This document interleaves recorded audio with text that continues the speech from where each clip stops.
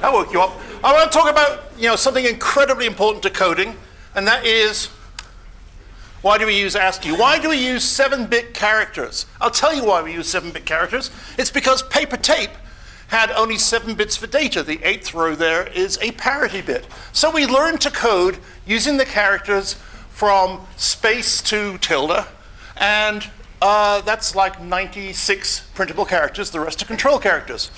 Interesting aside, the delete character, which is all ones, is there because if you have paper tape and you make a mistake, you can just punch out all the holes and then all the readers will ignore that particular character. So that's why delete is FF. Anyway, why do we still use ASCII? We use ASCII because we are basically boring. Unicode is over 30 years old. So maybe it's time we started using it. And I'm going to show you 2 things that every developer has to do. Forget about languages, frameworks, forget about junior developers, just kick them to the side until you have learned this. Your keyboard has a key. Depending on whether you're using your proper computer or something else, it'll be labeled Option or Alt or something. And this key allows you to do all sorts of really cool things. So here I am in my editor. And most people will say, what? Oh, hang on a minute. Whoa.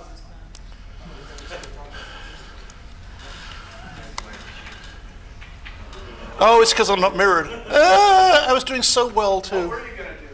I'll describe it. Just hang on a second. Give me a second. Oh, yeah. That's it. That's it. Thank you.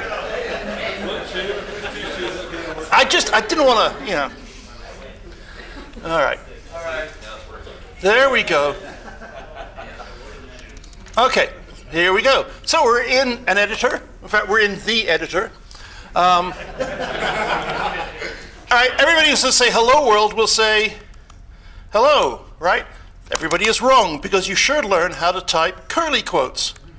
Because they look so much better, don't they?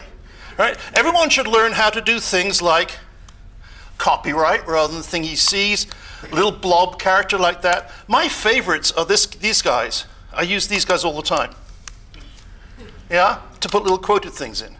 So you need to learn how to do that. And every computer is slightly different, but on a Mac it's just Option and you have to learn the things. And the keyboard viewer up here is an incredible help for that. However, that's not all you need to learn to do, because your programs are ugly, right? I know that. I haven't even looked at them, but I know they're ugly, right? And they have things that look like this, right? That is just like someone vomited on the punctuation keys, right? It looks horrible. So let's fix that up. And we can fix that up really simply. This is Source Code Pro. Notice that at no point am I changing the contents of this file. All I'm doing is changing the font I'm using. Does that work in Emacs now? Yes, it works in Emacs now. I term too. Ligatures. It's ligatures. But is it like native support or? It's native support for ligatures. All the decent editors have it. I don't know about Vim. But I mean, Atom, Sublime, all that lot. Visual Code, Studio Code, whatever it's called. Sorry? 25.1. This is 25. This is 25.4.1 or whatever it is, the latest one. But it actually works all the way back.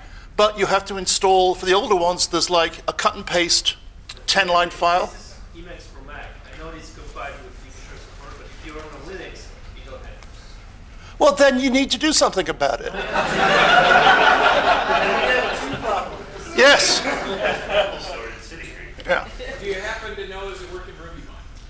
I don't know if it works in RubyMine, but I have no idea. What font is this again? okay. So this is a font. Let me just show you a few of the things you can do with it. Right. So this code is unaltered from the original source code. Exactly the same characters in it. So if I was to type a vertical bar, it's a vertical bar. If I'm to type a greater than sign, it's a greater than sign. But if I delete the space between them, it turns into a nice little triangle. Yeah? So your exact same source code works, but suddenly it actually looks pretty. So this is Well, yeah, I mean, I think pretty trumps working anytime, right? So this is how you use it. You download this font called Code, and there are instructions on how to install it. Typically, with most Mac-based regular editors, you just install it and it works. It doesn't, I think, work. It works with Sublime. It doesn't work with TextMate. You have 30 seconds. Okay. And that's an example of the various ligatures that you get in Code.